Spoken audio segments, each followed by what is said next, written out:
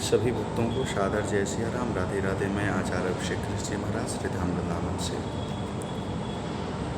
मैं सभी भगवत प्रेमी भक्तों से बार बार यह निवेदन और आग्रह करना चाहूँगा कि आप सभी लोग जो श्रीमद् भागवत महापुराण कथा ज्ञान यज्ञ करवाते हो, उस कथा को करवाने से पूर्व जिस वक्ता को निमंत्रण दीजिए, जिस वक्ता का चयन करिए, अच्छे से उसके विषय में जानिए, क्योंकि ये कालप्यालम भक्तराश त्राश निर्लास हेतवे ये तो है ही, और इस कलयुग में अधर्म ज़्यादा है, धर्म कम है।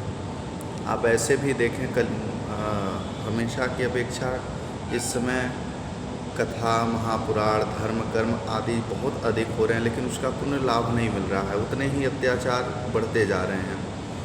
कारण है कि शुद्धता और सही काम नहीं हो रहे हैं। आप लोगों से हाथ जोड़ करके निवेदन है कि आप जो भी अनुष्ठान पूजन करवाएं, उसके लिए शुद्ध ब्राह्मण, शुद्ध विद्वान, शुद्ध ज्ञानी का ही चयन करके लाएं। जिस महापुराण का वाचन लोग बात कर रहे हैं, उसी महापुराण में ये लिखा है, भगवान खुद कह रहे हैं कि जिस प्रकार से बेटी के विवाह के लिए वर का चयन किया जाता है, ऐसे ही धर्म अनुष्ठान कर्म के लिए, कथाओं के लिए हमें सुंदर वक्ता का चयन करना चाहिए, जो वेद शास्त्रों को जानने वाला हो, शुद्ध आचरण करने वाला हो, शुद्ध दृष्टि वाला हो, शुद्ध व्यवहार करने वाला हो। ऐसे शुद्ध विद्वान का चयन करके व्यास मंच पर आसीन करें। बहुत मैं अपने आँखों से भी देखा हूँ बहुत सारी घटनाओं को कि लोग वाग देखो, किसी जाति का मैं विरोध नहीं करता, लेकिन कारण क्या है कि जो जिसका अधिकार है उसको वो अधिकार मिलना चाहिए। ब्राह्मणों का ये धर्म है, कर्म है कि दान लेना और दान देना, तो जो ब्राह्मणों का हक है वो अन्य कोई लेगा तो कष्ट तो होगा ही, नहीं लेना चाहिए। तो और ऐसा वेद भी कहता है, ब्राह्मणोश मुखमासित बाहु राजन्य कृत। वेद भगवान स्वयं कहते हैं ब्राह्मण तो हमारे मुख हैं, हम ब्राह्मण को जिमाते हैं, पवाते हैं, खिलाते हैं तो भगवान को प्राप्त होता है, हमारे पूर्वजों को प्राप्त होता है। अच्छा, आप दान ब्राह्मणों को ही क्यों देते हैं? क्यों यादव जी को नहीं देते हैं? क्यों किसी अन्य कास्ट को नहीं देते हैं? उसका कारण है कि ब्राह्मण के द्वारा ही प्रभु को प्राप्त होता है। इसलिए आप सब लोग शुद्ध वक्ता का चयन करें, उनसे अनुष्ठान कराएं, और ज़्यादातर जो वृंदावन, अयोध्या, हरिद्वार, काशी आदि लोग निवास करने वाले हैं, वो पता नहीं किस जाति के हैं, कहाँ कहाँ से आके बस गए और कैसे कैसे आचरण करते हैं, आप जान नहीं पाते हो।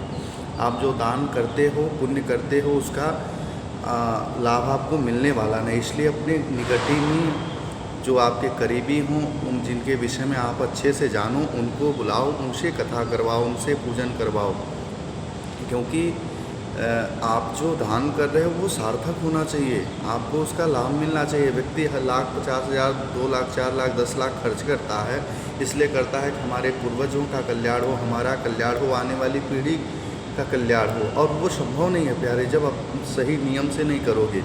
हमारी बहनें भी कथा वाचती हैं, अच्छा नहीं है। स्त्री शूद्र द्विजबंधु नाम, इसी भागवत में ही लिखा है कि इन लोगों को वेद पढ़ने का अधिकार नहीं। कथा वाचो, प्रवचन सत्संग करो, मना नहीं है।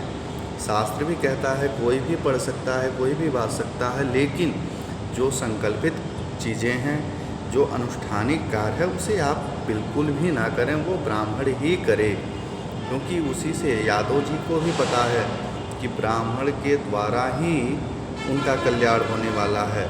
उनके यहाँ किसी का मृतक हो जाता है तो ब्राह्मण लोग जीवने जाते हैं तो उनका पूर्ण होता है क्रिया। एक बहुत जोर तोड़ से घटना सुनने में आ रही, बहुत निंदित काम है, बहुत कष्ट होता है, पर क्या किया जाए। यादव जी ब्राह्मणों के गांव में कथा वाचने गए और स्त्री के साथ ऐसा दुर्व्यवहार किया, छेड़छाड़ किया, ये ऐसा सुनने में आया। फिर उनकी छुट्टियां काटी गई, ये तो गलत है। देखो, हिंदू धर्म में ये सब बिल्कुल गलत है, ऐसा नहीं करना चाहिए, लेकिन ऐसा उनको नहीं करना चाहिए। ब्राह्मण संकल्प लिया था अपने पूर्वजों के कल्याण हेतु, वो भागवत कथा करवा रहा था, उसी भागवत में लिखा है, व्यास भागवत वो करे जाके तन मन श्याम, वक्ता सोई जानियो जाको लोभ न काम। ऐसे वक्ताओं का चयन करें जिसको लोभ ना हो, काम ना हो, विरक्त हो, वैष्णव हो, ऐसे शुद्ध वक्ताओं का चयन करें। आप लोगों से, भक्तों से बार बार हाथ जोड़कर निवेदन है कि बिना जाने किसी विद्वान से अनुष्ठान ना कराएं। सबको सादर जय सिया राम। अगर हमारे बातों से किसी को भी कष्ट पहुंचा हो, चोट लगी हो, तो मैं बार बार क्षमा मांगता हूं आप लोगों से, और हमारी बातों को बहुत गंभीरता के साथ आप सब लोग लेंगे। जय जय श्री राम।